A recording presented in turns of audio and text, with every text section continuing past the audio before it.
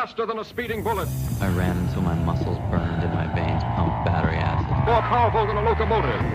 An idea is like a virus. Resilient. Highly contagious. Able to leap tall buildings in a single bound.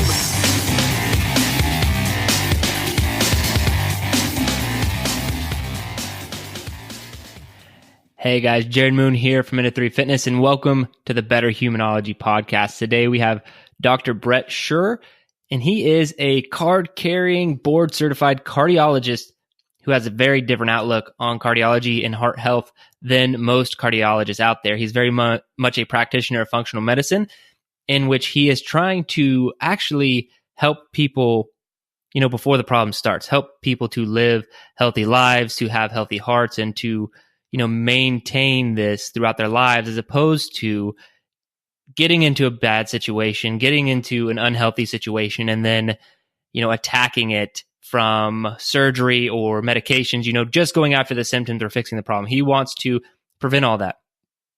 Very, very intelligent dude. And we cover almost everything that I can, every question I knew to ask about heart health, as heart disease is one of the leading killers, in the entire world. And so I wanted to get as much good information out of him as I can. Now, if you're interested in hearing more about what he has his own podcast, his own website. You can learn a lot more, and he has a lot of great information. But definitely listen to this one all the way through, because there are a lot of misconceptions about heart health, about what your diet should look like, about cholesterol, things that if you've never even kind of ventured down this path, definitely listen to this podcast with Dr. Scher, and you're going to get a lot out of it. Definitely take the notes, sit down, maybe listen to it twice, whatever you have to do.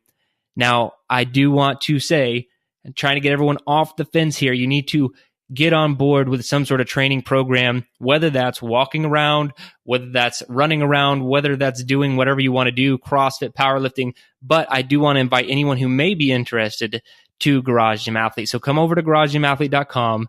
Let us have you as one of our athletes and show you what real training looks like and what real results look like when you have some of the best programming in the world for Garage Gym Athletes. So without any further ado, let's talk to Dr. Bret Scher and get rolling with your heart. All right, Dr. Scher, welcome to the Better Humanology podcast. I am super pumped to have you here today. Thanks so much for having me, Jared. It's my pleasure to be here today. Oh, it's going to be a blast. So we're going to get started with some challenges and a book recommendation before we go any further. So if I could throw it to you, for everyone listening, a fitness challenge. Yeah, so fitness challenge. I know you've got a lot of weightlifters that have come on, a lot of people talking about weightlifting, but my fitness challenge would be to get outside of your comfort zone with a heart rate monitor, because, we talk a lot about high intensity interval training, and so many people try and do it with a subjective measure, which is okay for some, but I think having that objective measure, pushing yourself to get your heart rate past that 85% towards the 90%, and really get outside your comfort zone is something we don't do enough. So that'd be my fitness challenge for people, to objectively measure your heart rate and push yourself out of that comfort zone. I love that. I have a personal trainer friend, and she works with a lot of one-on-one clients, and she just kept realizing that they were never really pushing themselves that hard, and so she bought every single one of her clients a heart rate monitor, just for the reason you're saying, because none of them. She's like, you're just not taking it there in the workout. And she needed some sort of proof to show them, like, hey, even based off of your own physiological data, you are not pushing yourself as hard as you could. So I think that's phenomenal advice. That's awesome one. Yeah, and heart rate monitors are so ubiquitous now, whether it's your iWatch or your Fitbit or your Garmin or whatever it is. You don't need to do the whole strap and the watch and the, it's so easy. So there's no excuse not to do it. So go out and do it. Completely agree. Okay, how about a mental toughness challenge? Yeah, mental toughness challenges. I think my mental toughness challenge for people is to try to act and react the same way when you're sleep deprived as when you're not. And that comes from someone who's a cardiologist and has to spend nights in the hospital, and someone with 2 young kids who spent many nights up, and I've failed at this far more than I've succeeded. I definitely change when I'm a sleep deprived individual, and it's all a mental toughness challenge. It's about having the wherewithal around you to realize that you're not at your best and yet force yourself to dig deeper and act the same way, because sometimes we're not pleasant people to be around when we're sleep deprived, and So that's true. unfortunate. Yeah.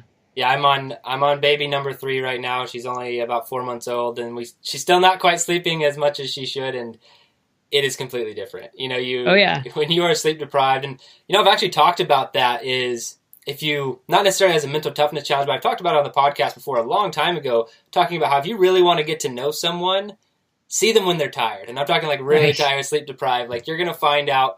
Now, don't judge them too hard, because it's like you said, it takes a lot of practice digging deep. It is a mental toughness challenge, but you really get to know someone when they are exhausted and still having to deal with people and make decisions and do all these things. It's a different world.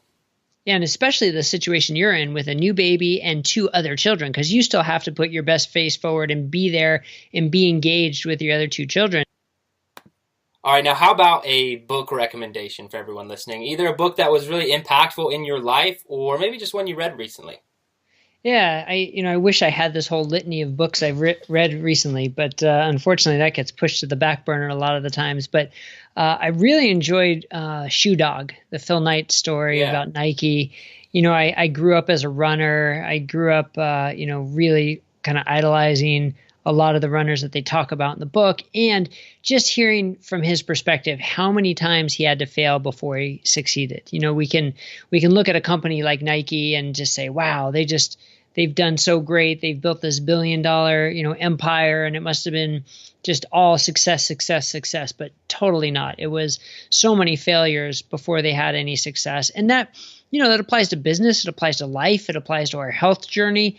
And it's knowing that life is going to be a roller coaster, and how you respond to it, that's more important and more educational than just having success after success. So that was a great book that I really enjoyed and had an impact on me. Yeah. Yeah, that's a great book and a great lesson I often have to remind myself of if I feel that things are moving too slowly. I think I was watching a show with my kids just on animals, and it was they were talking about wolves and how wolves fail the hunt like 80% of the time. Like they're going out to get food to live, and most of the time when they go out to get food, it doesn't work out for them. But they're still alive. They get stronger. They learn. They get better hunting, and so on and so forth. So it's an amazing lesson, and greatly portrayed in that book too. Absolutely, yeah. All right, so I would love to get your background. Tell us, go as far back as you need to, really, all the way from, I'll let you go back. You can go back to birth if you want, but you bring us all the way up to what you're doing today and what you're most excited about. All right. Well, that's a very open-ended question. Where to begin? Well, I started off as a kid competing in triathlons. I grew up in San Diego, and so there were triathletes all over the place. And this was in the 80s when triathlon was sort of in its early stages. And so I was this 14-year-old kid competing in triathlons, and I was just hooked. So I knew that fitness and health and exercise was just who I was and a part of my life. And, and then getting into school, that sort of translated into sciences and wanting to know more about the human body. That led me into medicine. And then, going to medical school, everything I learned in medical school and residency just drove me towards the heart, and just how amazing the heart was, and how it impacted so many different aspects of our life. I mean, you could talk about just survival and living well and longevity, and then you can talk about athletic performance and life performance, and how the heart and the cardiovascular system is so involved with sort of every aspect of that. So I went into cardiology, and I did my fellowship as a combined prevention and integrative and general cardiology fellowship here at Scripps Clinic. So it was pretty unique at the time to be able to do that kind of training, and I was fortunate enough to be able to do that. And it really opened my eyes to a whole different world of helping people and helping people improve their health and taking care of them from a heart standpoint, but a holistic standpoint. So many people view cardiologists as plumbers. You see a blocked artery, you open a blocked artery. We're a plumber. And it's almost sad for me that I have to call myself a functional cardiologist or an integrative cardiologist. I mean, I think we all should be practicing this way, but that's how I see things. I really want to focus on preventing cardiovascular disease, seeing how the heart and heart health fits into the whole health picture of the whole person, how you're sleeping, how you're moving, how your stress level is, how you're eating, and of course, what all your labs look like, and your traditional cardiovascular risks and what are considered non-cardiovascular risks or non-traditional cardiovascular risks. I think that's really the only way to truly help people, is to see it as a whole picture like that. And so that's where I am now. And I've got a practice here in San Diego, and I do consulting through my website, remote consulting all over the world through my website, Low-Carb Cardiologist. And it's, I'd love to see the movement, sort of the low-carb movement, catching on and starting to infiltrate its way into the healthcare system as an alternative, as something we haven't talked about before, but now is being seen as a clear and necessary alternative for many people. And I love that term you use there in the introduction of functional cardiologist. So could you explain that to us a little bit more? Yeah, so the rise of functional medicine has really brought the whole concept to the forefront that contemporary medicine is very good at putting Band-Aids on symptoms. If your blood pressure is high, we give you medicine to bring it down. If your cholesterol is high, we give you medicine to bring it down. If your blood sugar is high, we give you medicine to bring it down. Those aren't the disease itself. Those are the symptoms of the problem. And contemporary medicine likes to just kind of knock it down a little bit. But what functional medicine says as its mission is to say, well, let's take another step further into this and say, well, why do you have these aberrations? Why is your blood sugar high? Why is your blood pressure high? Why is your cholesterol maybe not exactly as we want to see it? Rather than just throwing a medicine at you, let's look to see how we can correct it and reverse it, so we're not just controlling it, but we're getting rid of it. And so that's sort of at the core of functional medicine, which is now fortunately becoming more common in contemporary medicine, but should be the norm. I mean, it should be that we all want to cure and reverse every pathological process we find, rather than just kind of knock it down a little bit as the fire still smolders underneath and keeps burning and keeps the disease process going. So that's what I see that's what I mean. But when I say I'm a functional cardiologist, and that when you come to me either for prevention or for an established cardiovascular problem, I'm not going to throw meds at you to just abate symptoms. I'm going to try and work with you to figure out what's causing this and how do we get rid of it. And you're kind of at the forefront of one of the largest problems facing America, the world in general. I mean, they kind of tag team between cancer and heart disease being the leading cause of death. I don't know which one's the leader right now, but what is the whole person approach? We can dive in one segment at a time if you'd like, to heart health. Oof, wow. I know, I'm starting out big, right? Yeah. Well, what's interesting? So the top three causes basically of why people die as they age are cardiovascular disease, cancer, and neurodegenerative diseases like Alzheimer's and dementia. And there is a tremendous amount of crossover between them. So, when we say what's the cause of cardiovascular disease, it's really sort of what's the cause of aging poorly and getting sick with chronic diseases. And there's a huge overlap. And, a lot of it comes down to our lifestyle. And that's what a lot of doctors don't want to talk about. It's the way we've been moving our bodies or not moving our bodies, and the toxins we've been putting in our bodies, whether that be food or environmental toxins or whatever the case may be, and how that impacts our life. And, the main thing is that people talk about for cardiovascular health is LDL cholesterol. And I think that's such a disservice to patients around the world to say that that's the main cause of cardiovascular disease, because it's not. Certainly in circumstances it plays a role, but you really have to look at what's your blood pressure, what's your whole cholesterol profile, what's your blood sugar and your insulin, what's your inflammation, and what are you doing in your life to contribute to all of these aspects. And that's when you have to make sure your people are moving appropriately, not necessarily always doing high intensity interval training, but getting up and moving and trying to get regular physical fitness, that you're eating real foods, none of the packaged and processed and junk foods. And I'm sure everybody listening knows all these as the basics. But that's where you have to start and make sure you're getting adequate sleep and learning how to manage your stress and having meaningful social relationships and having a why and a purpose for your everyday life. These are all the things that play into your overall health, which then definitely contribute to your cardiovascular risk, your cancer risk, and your neurodegenerative risk.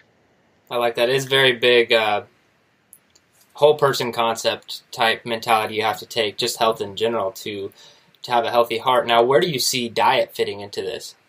Yeah, I mean, diet's key, because what do we do? Most of us every day, 2, 3, or even more times a day, is we eat.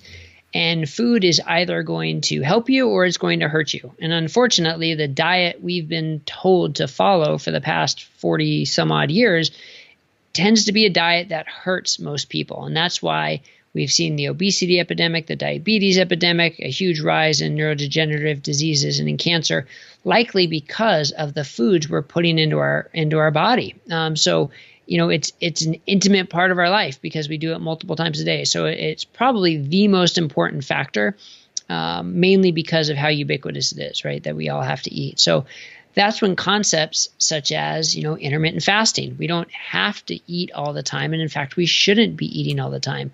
Our body needs time when it's not dealing with nutrients so it can take care of its other sort of household chores, so to speak. And then the quality of the food that we're putting in, it definitely needs to improve over what the vast majority of people are eating. The Paleolithic concept is, whether you agree to the T about what a paleo diet should be or not, the concept is absolutely right. I mean, that's what our bodies have evolved to want to eat and need to eat. And this new diet, this new way of living that's happened over the past century and then over the past 40 years is not what our bodies are designed for. And that's why we're seeing this incredible unhealthy epidemic, just sweeping across the country and the world. So yeah, you ask where diet fits in, it's at the top because of how often it happens, how our encounter with food is so ubiquitous. I hear all the time too, I've seen this in my family or athletes, if they go to the doctor and get some news that they don't necessarily, they can tell things are trending in a bad direction. And it's like they already know the answer. The advice they were given from the doctor is pretty much, well, you need to start eating right and exercising. I was right. Like, whoa, that's pretty wide range of okay, what is eating right and what is exercising? Obviously, they have definitions to each person. I kind of want to get your definition. You've mentioned in the exercise world, high-intensity exercise, but not having to do all the time. And then also, you just kind of mentioned Paleolithic is more how we're designed. But I wonder if you could dive into those two topics a little bit more, just from your view of how do we eat right and how do we exercise to maintain a healthy heart?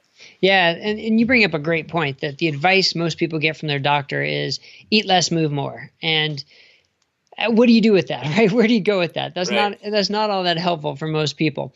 Most doctors aren't trained to advise you on exercise. Most doctors aren't trained to advise you on nutrition, and that's part of the problem. If we're turning there for our advice, you might not be getting the best advice. And then when it comes to nutrition, there are basically sort of two camps, sort of the vegan camp and the paleo or low carb camp. And what I like to focus on is, what do those two camps have in common, right? And about 80% of what they have is the same.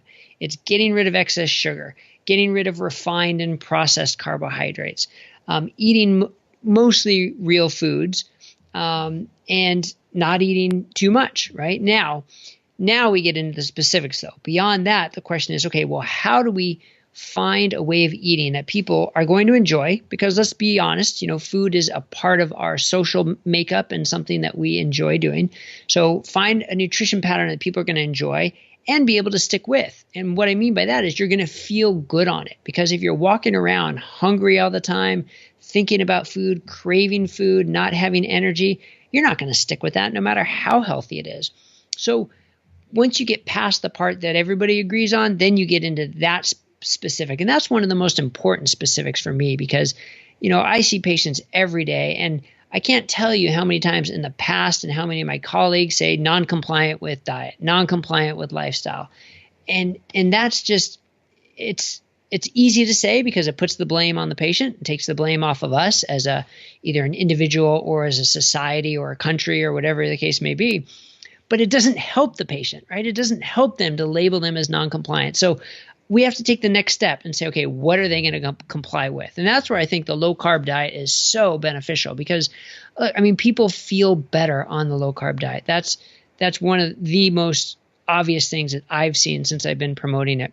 And again, it's not for everybody. Not everybody's going to feel better, but in the vast majority, people feel better. They're not hungry. They're not craving.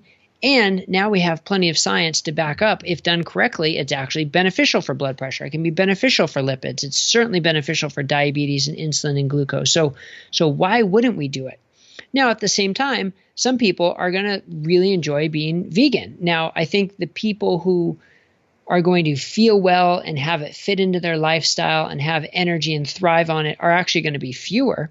But I'm the first to admit there are some people who are going to do well with that. Some people do it for environmental reasons or for animal welfare reasons, and that's perfectly fine. And they can find their way of doing that. And so I'm not one who would say everybody has to eat a certain way. I think we have to factor in the individual, their culture, their history, and their lifestyle, and then find what's right for them. It just so happens that I think for the majority of people, it's a low carb way of eating. Now, you also asked about exercise. Now, exercise is the same concept, right? You say get your 30 minutes of exercise 5 days a week. See you later. Well, a lot of people, they're going to need a little more guidance than that, especially if you're 50, 60 years old and you've never exercised your whole life.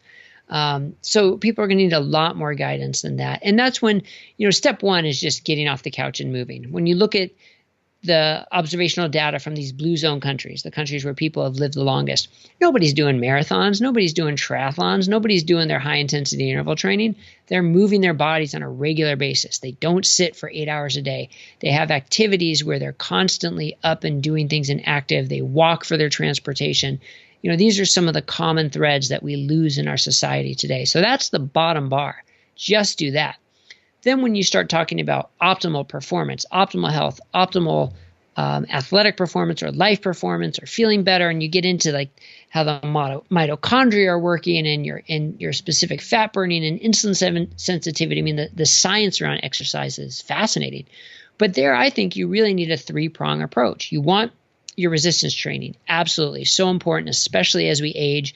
Sarcopenia, basically the wasting of muscle mass, is a huge problem in our aging population, starting at age 50. I mean, people think of 80-year-olds, sure, but starting at age 50, it becomes a problem. So constantly stressing your muscles with resistance training is so important for that reason alone, plus the benefits you get for fat burning, basal metabolic rate, mitochondrial health. But then high intensity interval training is another part of that sort of three-pronged approach, because that's where you're really stressing your cardiovascular system, improving your VO2 max, also been shown to help mitochondrial function and insulin sensitivity. So I really like people doing at least 1 day a week of that. And then don't forget, moderate cardio still has a purpose. The people who promote weight training and high intensity interval training will say cardio is for suckers, don't do cardio, there's no benefit to it. There still is a benefit when it's part of this three-pronged approach. So that's sort of the basic recommendation I like to give people, that you want to have a little bit of all three. And then depending on the person, go into the specifics of it, right? If you've never exercised before, then a high intensity interval training is probably best to start on a bike, where you'll do a 30-second sprint and a minute and a half recovery.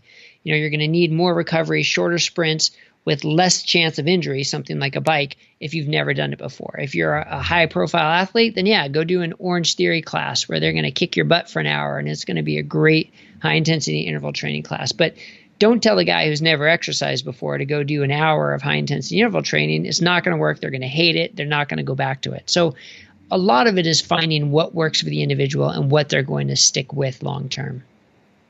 I think that's awesome, and completely agree. So I program a lot of workouts for athletes, and I really, if you were to take a broad view, take that three-pronged approach. And I do think that there is a huge piece for, I agree that some people they either strength train or high intensity interval training, or maybe they do both, but they forget that aerobic piece. I think that That's part of being a functional human is, you should be able to walk in my opinion, several hours without, being able to have any real issues. And so I think it definitely serves a purpose. Now, if we come back to diet real quick, because I'm very much in line with you as, okay, if we look at the Paleolithic diet and we look at the vegan diet, there are a lot of things that we do agree on, and that's cutting a lot of stuff out.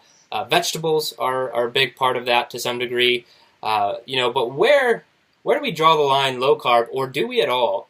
Because what's getting really popular is low carb has just been getting more and more low carb. So now it was paleo, and that was huge for a while, and now keto, but I guess keto wasn't quite good enough, and so we had to go straight carnivore. I'm sure you're tracking with me on all this stuff. So what are your thoughts on these, maybe more extreme low carb diets in relation to the work that you do? Yeah, and that's a great question, because it is becoming a very popular continuum to be further on the continuum of low carb. And I've got to be honest, when I first heard about the carnivore diet, my stomach just sort of turned inside, and like, that's crazy. They're totally not helping themselves. They're going to kill themselves. This could be such an unhealthy diet. And then I sort of took a breath and thought a little more about it, and read more about it, and started talking to people who were doing it, and started, actually makes a fair amount of sense. Now, whether it's going to help people long term or more of a short term fix, I'm not sure. But look, some people react very poorly to vegetables. I think the majority of the people can do very well with them. And most people react very poorly to omega-6 seed oils and to, wheat and gluten and processed foods, no question. So if people are going to react poorly to that, why can't some people react poorly to vegetables? So it's out there. And if you're one of those people, then you are going to feel better being off of them. And if that means going carnivore, okay. Now, I still think you need to follow your lab tests very carefully to make sure you're staying in a healthy range with your blood glucose and making sure your ratio of your cholesterol is good and your inflammation is good. Because when you look at the data, it looks like there might be a threshold for protein, and there could be a threshold for saturated fat, where beyond which you can start to see higher inflammation. It's kind of all over the map when you look at the data, though. You can find one study to suggest something and a study to suggest exactly the opposite. But that's why when you're sort of in uncharted territories like the carnivore movement, it's important just not to do it blindly, and to be following yourself with certain markers to make sure you're doing well. So, when I see people who are carnivore, I'm going to get their blood tests a little more frequently. I might follow their carotid intima media thickness a little more frequently.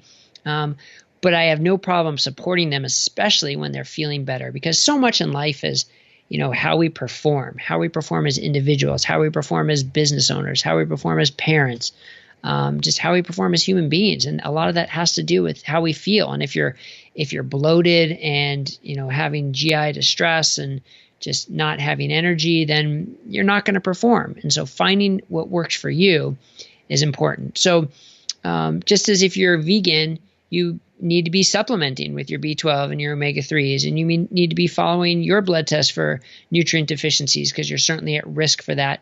Same thing for carnivore. You need to be following to make sure you're doing this in a healthy and safe manner. Now, what I find so interesting is doesn't matter how many carbs you're eating. And that's when you talk about low carb versus keto. It doesn't matter if you're keto. And again, you're going to get 80% of the benefit just by going low carb. And then maybe an extra, 20% by going keto, or an extra 20% by going carnivore. But I think that the first step for the majority of the population is getting rid of the excess carbs. I mean, the standard American diet is 300-400 grams of carbs per day. I mean, that's crazy just to even think about. So if we're talking about the difference between 30 and 50, we're in a pretty good spot, right, if we're having that conversation to begin with. And that's, to be honest, that's how I feel about most of the health and fitness industry right now.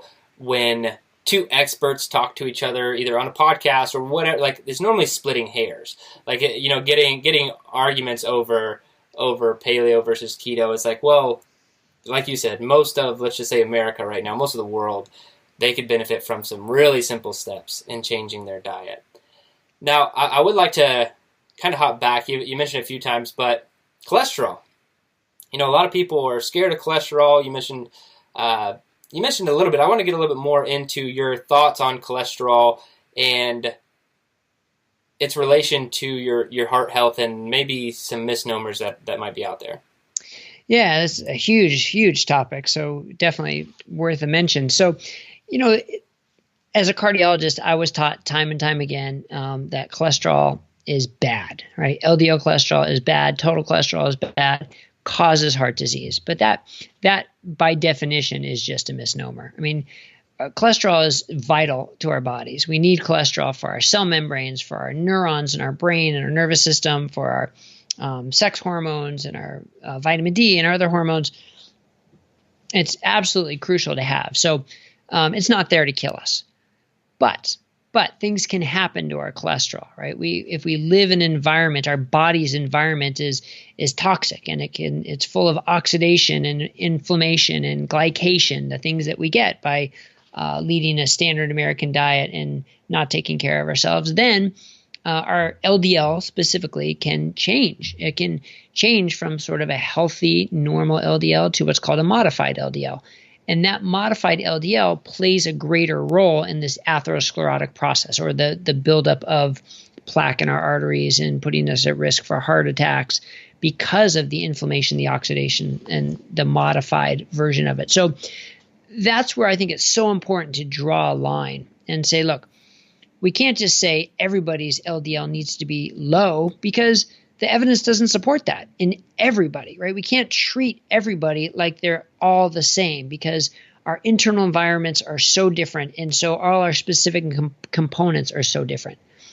I may have put the cart before the horse there a little bit, because the other thing to talk about, though, is the specific cholesterol components. Anybody who's talking about total cholesterol is 30 years out of date, and we shouldn't be talking about total cholesterol anymore unless we're talking about ratios, because the LDL, the HDL, triglycerides, those are what's more important. And then taking it even further, what's the exact makeup of those LDL, HDL, triglycerides? What's like I said, the inflammatory, the oxidative potential of those, and what are the ratios? So in an ideal world, our triglycerides are low naturally, our HDL are high naturally, and our LDL are whatever they may be, but they're not inflamed, they're not oxidized, they're not glycated. And it's natural. And what I mean by natural is it's because of the way we're living. When you look at drug studies to raise HDL, when you look at drug studies to lower triglycerides, they don't do anything. They don't reduce your risk of heart attacks. They don't reduce your risk of strokes or make you live any longer.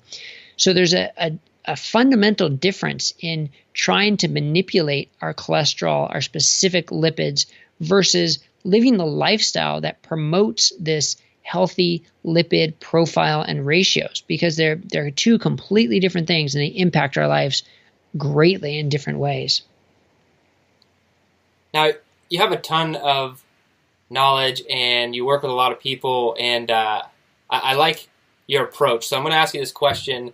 We don't ask it every podcast, so I haven't prepped you for it, so bear with me. But I do ask it sometimes, especially when I'm coming from someone who's very intelligent. So say there's a nationwide curriculum implemented, and the president calls you up and he says you're responsible for one chapter of this book. They're just trying to make one book, and every single child in America will have to read your chapter and be tested on, and they have to pass, specifically your chapter, every chapter in the book they have to pass before they can graduate high school. So what would your chapter be about? Oh boy, that's a good question. That's a good question. So if I had to write one chapter, what would it be about? Goodness, I think it would be about the importance of moving your body every day, and the importance of paying attention to what you put into your body, and the importance of keeping it simple. And there's science to back it up, but there's also lots of practical reasons for that, because like I said, I keep coming back to, what are you going to stick with to be healthy over your lifetime? And it's not, what does the latest study say, but it's what does the evidence say, and how does that apply to you? So the chapter would be sort of a detailed analysis of how do you find your own path. And it all comes down to keeping it simple, moving your body, paying attention what you put into your body, and sticking with it for the long run. I like it. Yeah. I would read your chapter, and I would take the test. I think you would probably pass it. You'd do all right. All right, so I want to ask you, maybe a big picture question now related to diet is inflammation. And that's kind of a question I have for you just in general, being, someone who promotes more low carbohydrate diets, is a big reason because of the reduction in inflammation, or possibility to reduce inflammation by reducing things that are out there. What role does inflammation play in maintaining a healthy heart. Yeah, inflammation is a huge component. Now, inflammation, just like cholesterol, also has a role, right? It's not all bad. Just like we can't say cholesterol is bad, we can't say inflammation is bad. If you sprain your ankle, if you get a cut, if you get in a car accident, you need inflammation. Inflammation is going to help you in that way. If you have an infection, inflammation is going to help you. So it serves a purpose. So acute intermittent inflammation in response to an injury, all good. We want it. The problem comes when you have a long-standing chronic inflammation. And that could be something as simple as, poor dental health, chronic inflammation from periodontal disease. But more likely, it's inflammation with our body having to deal with chronic toxins that we're putting into it. And the studies are very clear. When you look at inflammatory markers, the most common being high sensitivity CRP, and you correlate that with other risk factors and risk of cardiovascular disease, it survives as an independent risk factor. Whatever your higher level of inflammation, no matter what your glucose is, no matter what your cholesterol is, no matter what other markers are, if you have a higher level of chronic inflammation, you are at higher risk for cardiovascular disease and most likely also for cancer and neurodegenerative diseases because, like we said, there's a huge overlap there. So it clearly plays a role. Now, of course, the way medicine works, lately we've been seeing a slew of trials looking at these powerful anti-inflammatory drugs to try and reduce inflammation and say, look, if we give you this $20,000 a year drug, we can lower your inflammation and reduce your risk of heart attacks. But what else did those studies show? We also increase your risk of infection, we increase your risk of dying, and it's not what anybody wants. So that's where I think medicine as a whole is just so backwards the way we approach things. Because if only there was a less expensive way of lowering our inflammation without side effects, like what could we promote there? And that's when it comes right back to those pillars of our lifestyle, to how we sleep, how we manage our stress, how we interact with each other, how we move our bodies, and how we nourish our bodies and avoid toxins. And those are the keys to lowering our inflammation and just promoting our health. We don't need drugs that cost $20,000 a year and have side effects. We need to get back to the basics. And, study after study shows how important inflammation is. So we need to be promoting the natural anti-inflammatories, which is the way we live. That's awesome. Now, I'm going to ask one more question before we get to the quick fire questions of the show. So, sleep. We've mentioned it a few times, and you don't have to go in great detail if you don't want to. What are some of your recommendations on improving sleep for health? Yeah, there's been a lot written about sleep hygiene and the importance of sleep hygiene, but there's no question that the two devils, I guess you can say, when it comes to sleep have been Thomas Edison and Steve Jobs. And they've, the creation of artificial light in the light bulb and the computer and the tablet and the smartphone, that's done more to ruin our sleep habits than anything in the history of mankind, I would argue. So, I think it's so important to make sleep part of your daily routine. Usually it's you have your routine, you do your thing, you're with the kids, you're cleaning up, you're working, you're watching TV, boom, you turn off and you go to sleep. And there's no preparation, there's no lead up to get us ready for sleep. And that's where I think our sleep hygiene breaks down the most. I like to take at least a half an hour, if not an hour, and start educating people that you know when it's time to go to sleep. Now back up an hour before that and say, okay, now it's time to prepare for sleep. And that means shutting off all blue light devices, making sure you're off your phone, you're off your tablets, you're off your computer. Starting to dim the lights because we want our body to start to realize, oh yeah, it's dark outside. We want to start making it a little bit darker inside. So it gets our natural circadian rhythm ready for sleep, but also gets sort of our mind a little ready for sleep and starts to tone down the noise and the craziness of our brains. And that simple step of just backing up an hour before sleep and starting to prepare and making that part of your ritual can make a huge difference in how easily you fall asleep, the quality of your sleep, and how long you sleep. And so I think that's really important. There's obviously a lot of other things that are important about how dark the room is and how cold the room is and the noise and so many other things. But that, I think, is where you're going to get the biggest bang for your buck, to adjust the lights and get rid of your screens and mentally start to prepare before you actually jump into bed. Yeah, I think that's great advice. Hard to do sometimes, but, And right now, I'm just like, I wanted to ask you that question today, but sleep is so far off my brain right now because I'm in that stage of life with a young kid where I'm like, I can't really do anything about it anyway. So my habits are just trash right now. But normally, in the normal parts of my life, they're a little bit better. Yeah, but the other thing is it brings up another opportunity. So some people who are so used to being on their computers and their tablets right to the time they go to bed, when I talk to them about this, like, well, what do I do then? What do I do for that hour? And that cracks me up when people ask me that. Well, read a book, talk to your spouse, do a crossword puzzle. It's like the concept doesn't even exist that there are other things to do in that time. It's a little sad because it shows how far our culture has come, but also I get a kick out of it every time. Yeah, I think everyone could benefit from maybe like, you can have food and water, but 24 hours just in a room with nothing except for maybe like a chair. And like, just what would you do, or would you go crazy because you don't realize how addicted you are to devices and everything else? All right, so let's get to the quickfire questions of the show. What's the hardest workout you've ever done? Well, the hardest workout I ever did was a race. I mean, I guess you can consider that a workout. The Ironman triathlon was far and away the hardest thing I've ever done, and training up to it. Every workout, training up to the Ironman. Just because anytime you are pushing your body for 10 and a half, 11 hours nonstop, that's craziness. I mean, looking back at it, I think it's craziness. And I've come to the new perspective. Well, I mean, not new, but over the past 15 years or so, that has nothing to do with health, right? That's not exercising for health. That's pushing beyond what's healthy to scratch some other itch, whether it's just to see if you can do it or for the endorphins of it or whatever. But that was far and away one of the physically hardest, most demanding days of my life. And my body was wrecked after that for, weeks. And that just shows that our bodies aren't meant to do things like that. So that was definitely one of the hardest workouts, hardest days that, part of me would love to do again, but part of me knows I never should do again.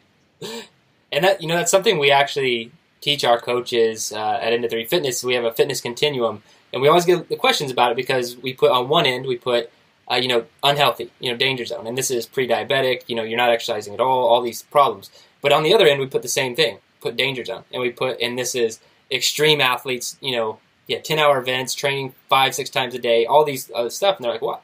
Why is that the danger zone? I thought it was like, well, that's not peak health. They're like a lot of these guys are paying in the weightlifting world, paying for hip replacements when they're 35 years old, they're 45 years old, and like all these crazy things you would never see in normal healthy populations. So I think amazing concept. And as I want to complete one, but I think, I don't know if it's ever going to actually happen because the training that you have to put into, and I don't absolutely love endurance, but that's awesome that you got it done. That's amazing. All right, in your opinion, what's the best activity for building mental toughness?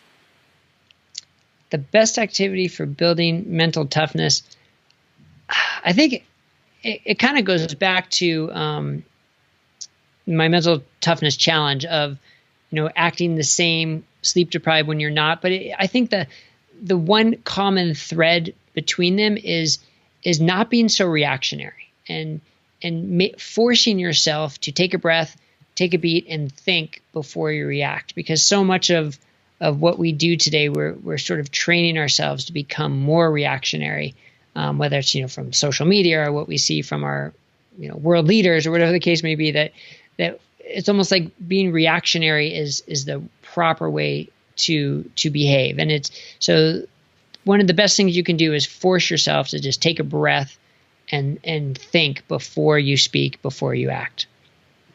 I love it. All right, now if you could only have one piece of equipment to train with for the rest of your life, what would it be?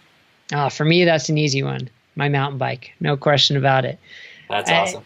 Yeah, I mean, it's there's no greater joy for me than just being out on your own in the wilderness or wherever you may be, and just moving your body and having fun and zipping around corners and flying up and down hills and then using it for transportation anywhere else you want to go the rest of the day. So for me, it's that would be no question, my mountain bike for sure. Very cool. All right, the question of the show, what is the best advice you have for becoming a better human? And this is 100% open-ended. Yeah, for becoming a better human, it all sort of ties into my mental toughness part too, in that, we need to think more about other people before we act, right? And there are a number of different examples. And as parents to small kids, when our kids are whiny and they're not listening and they don't want to do things, one of my first reactions can just be to boil up inside and start to get upset and, wow, come on, this is so simple. Why aren't you listening? We need to go. We need to do this. But my wife and I have this little game that we play, and, we have a 5-year-old. So when he's whining and complaining, if one of us has the wherewithal, we'll say, I'm 5 years old. I'm always told what to do. And right now I want to express myself and have my opinion heard, and just translate his whining into something else. So it's that action of thinking, okay, where's this person coming from? What are they trying to get across before I react? And sort of like I said before, with social media and, with our current president of the United States, and, the way people behave there is not how people behaved 10, 15, 20 years ago. And, we need to remind ourselves that that's not always the best way to behave, that we need to think about where the other person is coming from, what point are they trying to get across before we react to it one way or another. I think that's great advice. All right, Dr. Scher, one thing I know is true is we talked about a lot of different topics today, and I did this almost intentionally because I knew we could have dove into just one or two topics, but I wanted to give everybody, plant as many seeds as I could so they could run off and do the research and learn more. But I know that you put out a lot of information as well, so what is a place, where can people learn more about you, your work, and a lot more about some of the topics we've discussed today? Yeah, well, thanks for asking. Yeah, so my website's the best place to start, lowcarbcardiologist.com. And on the website, I've got a blog. I've got links to my own podcast, the Low-Carb Cardiologist podcast, and links to my book, Your Best Health Ever, which is on Amazon, which is really meant to be a very easy to read, scientifically based, but very practical way of starting on your health journey and implementing everything we've talked about today, with the science behind it, but most importantly, how to implement it. So, just starting at the website and going through all the things I have to offer. I mean, what I'm trying to do is get information out there in as many different ways as possible, because different people learn in different ways. And I just want to start spreading this out there so people can change, and then hopefully the world of medicine can change along with it. And I'll second that, guys. Go check out his website. We will link to everything in the show notes. He has a lot of great information, great books, so go check it out. Dr. Scher, thank you so much for your time, and thank you for being on the Better Humanology podcast. Oh, my pleasure, Jared. Thanks so much for having me.